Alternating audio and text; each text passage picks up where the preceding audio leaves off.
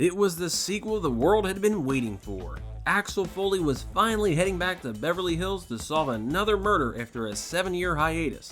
It wasn't just an anticipated movie for fans, it was a strategic move to put Eddie Murphy back as one of the most iconic characters after a string of box office duds. But how do you take a beloved character from one of the biggest comedy franchises ever and completely ruin it? Kick back as we discuss just what the f*** happened to Beverly Hills Cop 3.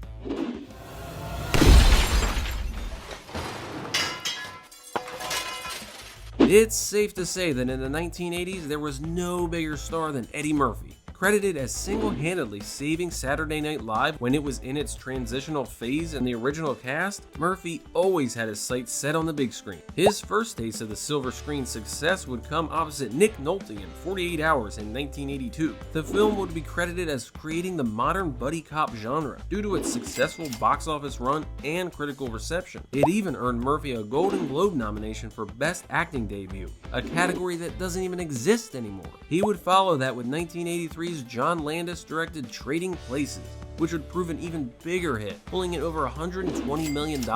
That was just on a $15 million budget. It also netted Murphy another Golden Globe nomination for Best Actor. So what are you, hot shot? I'm Best Actress, man. By this point, it seemed the world was firmly on the Eddie Murphy train. His characters on SNL were iconic, his stand-up was legendary, and his movies were surefire crowd pleasers. There was only one thing left to do: give Murphy his first solo lead in a film. Believe it or not, Beverly Hills Cop was not always an Eddie Murphy project. Originally conceived as a straight-up action flick, Mickey Rourke would be first offered the role of Axel Foley. After several revisions to the script that added more comedy and saw production delayed, Rourke walked from the film, $400,000 richer.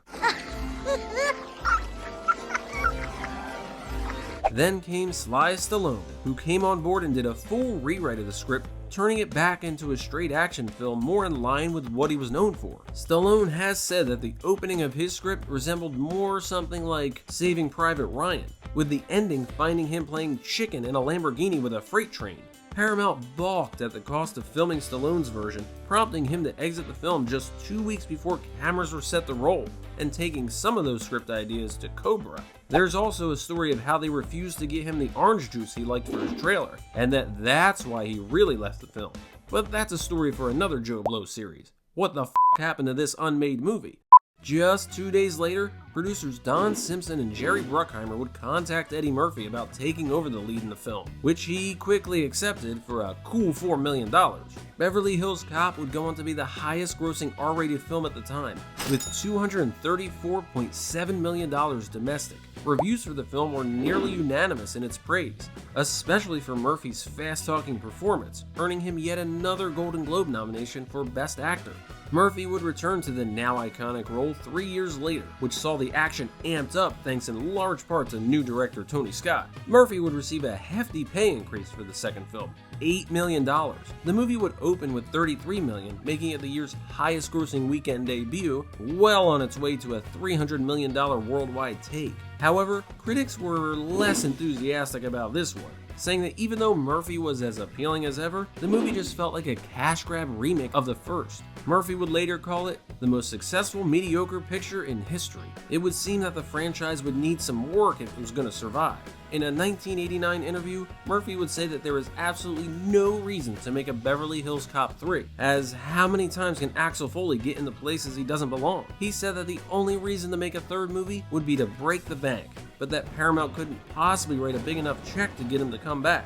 But if he did, you could safely say, oh, he must have got a lot of money. Well, we guess $15 million was the price Murphy had in mind, as that was exactly what he was paid to reprise his role for a third Beverly Hills Cop. Paramount would hire several writers to figure out a new story for Axel Foley. The first pass of the script saw Foley, Detective Rosewood, and Sergeant Taggart heading to London to rescue the captain, who had been taken hostage at an international police convention. With actors John Ashton and Ronnie Cox signed on, the script needed several rewrites, which ultimately saw the pair having to leave the film due to scheduling conflicts. A second idea was pitched by head of NBC Brandon Tartikoff, who thought it was a good idea to make a Beverly Hills Cop Crocodile Dundee crossover film, which Murphy quickly rejected. Other ideas for the film were a story about Axel Foley having to deal with becoming a celebrity cop after the events of the first two movies, followed by an idea that would have potentially teamed him with Sir Sean Connery, who would play a Scotland Yard detective. And the last idea would see Paul Reiser's character murdered after bringing a gangster from Detroit to London, who then escapes. John Cleese was being eyed as Foley's foreign counterpart. The studio had ideas of their own, mainly that they wanted the film to be set in New York, and would only greenlight the project with a $25 million budget. This led to original producers Don Simpson and Jerry Bruckheimer walking away from the franchise. Then came notorious producer Joel Silver, who came on board and demanded a larger budget for the project. When the studio wouldn't budge, he too walked away. Ultimately, Necessary Roughness and Patriot Games producers Mace Newfield and Robert Rehm would step in to produce. The script would be written by 48 Hours and Die Hard screenwriter Stephen A. D'Souza, who would write a script that was, quote, Die Hard in a theme park. The studio would finally give the go-ahead for the film at a $70 million budget. However, they would reduce that number to 55 after Murphy's previous film for the studio, The Distinguished Gentleman, underperformed at the box office. With a budget, a cast, and a story all ready to go, the next thing they needed was someone at the helm. The problem was, many directors really didn't want to work with Eddie Murphy at that time, as the stories of him and his large entourage had become the stuff of legend. Enter John Landis, whose pay demands had fallen significantly over the years due to a string of box office duds and the stigma that still hung over his name from the incident on the Twilight Zone movie, when Landis was tried and acquitted of manslaughter after he violated state laws to have two child actors on set, and then continuously had a helicopter fly lower and lower, leading to a tailspin, resulting in the deaths of the two children and the film's star, Vic Morrow. The studio had wanted to rekindle the magic Landis and Murphy had with their two previous collaborations, 1983's Trading Places and 88's Coming to America. However, after those two films, Murphy and Landis' relationship wasn't exactly in the best of spots. The two became good friends while making Trading Places, but had a falling out when Landis felt Murphy didn't publicly support him after what happened on Twilight Zone. The duo would patch things up prior to filming Coming to America, but things would go south not long into production when members of the crew complained about not getting paid. Landis told them to go talk to Murphy in a thinly veiled jab at his salary for the movie. Murphy recalls that he half-jokingly went up to Landis, grabbed him by the throat, and told him to never put his business out on the street. Murphy says that Landis attempted to grab his crotch, resulting in him actually choking Landis. When he let go, Landis ran off the set. The following day, Landis confronted Murphy in his trailer, telling him that he thought he was an untalented hack and that he only took the directing gig for the money and he had no respect for Murphy. In telling the story, Murphy ended the interview by saying, quote, I will work with John Landis again, the next time he works with Vic Morrow, which is quite a savage mic drop. So, it seemed unlikely the duo would ever work together again. But, the studio got the two of them together to sit down, and sometimes just talking things out is the best course. After all, the two were able to squash any beef, and John Landis was hired to direct Beverly Hills Cop 3. Somebody told me that later you put John Landis, the director, in a headlock. Is that true? You choked him out? Oh, we had a little scrap on the set of Coming to America, but that was years ago. Right. And now we love each other tremendous. How long was And then, Beverly Hills Cop 3 was released to universal acclaim and became the biggest hit of the entire franchise. Wait a minute. That's not exactly what happened. The film seemed doomed from the get-go.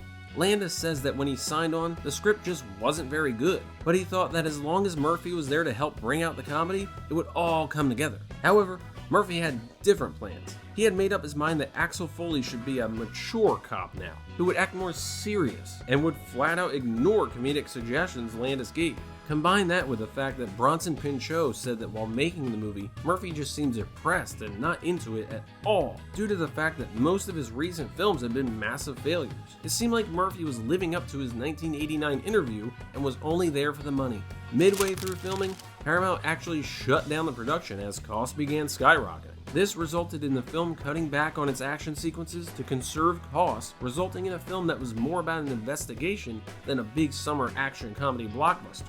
Luckily, John Landis had built up some friendships in the industry, and some of them came out to cameo in his film, including Martha Coolidge, Arthur Hiller, Barbette Schroeder, Ray Harryhausen, George Lucas, and the late, great John Singleton, lending it a bit of gravitas. Just a little bit though. We can't forget that this is the movie that put Axel Foley in a giant elephant suit.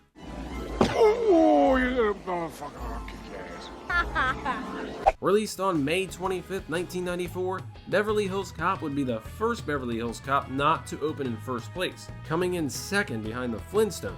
It would also be the first film in the franchise not to make over $100 million at the domestic box office. Critical reception was no help either, saying the film lacked any semblance of fun or wit, and that Eddie Murphy seemed to forget how to play the role. Beverly Hills Cop would be featured on several year-end Worst Of lists and be nominated for 2 Razzie Awards, Worst Director and Worst Sequel. It would seem Murphy's big gamble to return to a character everyone loved in order to salvage a fledgling career was a failed one. Murphy would eventually bounce back a few years later when he starred in The Nutty Professor. Director John Landis, however, was not as lucky. Beverly Hills Cop III seemed to represent a nearly last-ditch effort for the director to turn his fortunes around. You combine that with the failure of his next 2 films, The Stupids and Blues Brothers 2000, and the director never recovered, directing mostly TV ever since, a far cry from the man responsible for some of the biggest films in the 1980s. For his part, Murphy has not been shy about admitting how big of a misfire Beverly Hills Cop 3 was. While on Inside the Actors Studio, he said he felt the film was atrocious and that it didn't reveal enough of Foley's edginess that was present in the first 2 movies. On David Letterman, when Letterman mentioned the film and the audience clapped, he quickly shut him down and saying it wasn't very good. He even admits that his decision to make Foley more grown up was a mistake because it took him away from the wisecracking cop everyone loved, due to the fact that he was just trying to be taken more seriously, like Wesley Snipes and Denzel Washington. Even those who weren't in the film had things to say. When asked why he wasn't in part 3, Ronnie Cox said, "Well, they wanted me to be in it, but then I read the script." Since then, another sequel has been discussed quite a bit. It seems every few years talk of a new Beverly Hills Cop would be splashed across the internet, with nothing ever coming to fruition. For his part, Murphy has said that he would love to come back to the character, but in a change-up from his stance on part 3, he wasn't just looking for a huge paycheck. He wanted to do it right, because after the failure of part 3, he didn't want to leave the series like that. In May 2008, Beverly Hills Cop 4 was officially a go, with Murphy's Tower Heist director Brett Ratner attached to helm the film, tentatively titled Beverly Hills Cop 2009, with the plot revolving around Foley returning to Beverly Hills to investigate the murder of Billy Rosewood. Eventually, that idea was nixed and everything came to a screeching halt. By 2011, it seemed a 4th film was never going to happen, when Murphy announced he was trying to put together a TV series that would follow Axel Foley's son, with Axel now the chief of police in Detroit. However, in 2013, when the pilot filmed and Tropic Thunder's Brandon T. Jackson cast as Foley's son, CBS decides to pass on the project. According to Murphy, the reason they passed was because Murphy appeared in the pilot, but the plan was to have the show focus on Foley's son, with Murphy only agreeing to be in the pilot. CBS had wanted Murphy to continue to make appearances on the show, which Murphy thought was a dumb idea, and ultimately, CBS didn't want a Beverly Hills Cop TV series without Axel Foley.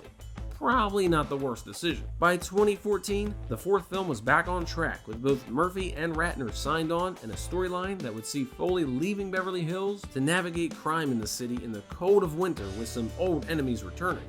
And then, on May 6, 2015, without notice, Paramount pulled the project from their schedule, later citing script issues for the delay. In that time, Ratner would become persona non grata due to accusations against him, and the project would lay dormant for another 5 years, until in 2019, Murphy announced they were ready to roll cameras on a 4th film after he had completed work on another long-in-development sequel, Coming to America. Soon after, Paramount would announce they licensed the film to Netflix, with the directors of Bad Boys for Life on board. However, due to COVID-19 related delays, the duo would leave the film to focus on Batgirl, a decision we wonder if they regret in hindsight. With rookie director Mark Malloy hired to direct the film, cameras finally rolled on Beverly Hills Cop, Axel Foley, on August 29, 2022, with images circulating showing not just Eddie Murphy as Axel Foley, but also the return of some fan-favorite characters. Beverly Hills Cop 3 seems to be a movie made for all the wrong reasons. No one who made it seemed to actually want to be there, and that showed on the screen. It took a once-beloved franchise and turned it into a complete joke. But now, nearly 30 years later, we're about to get a sequel that could right the wrong, starring an Eddie Murphy who's actually invested in the project. It's a sequel many of us are eagerly awaiting. But then again, the same could have been said for Coming to America, and that was not very good. Only time will tell if the fourth Beverly Hills Cop can give us one final great Axel Foley adventure, because if they stick the landing, maybe that'll erase the sins of Part 3. And that is what the happened to Beverly Hills Cop 3.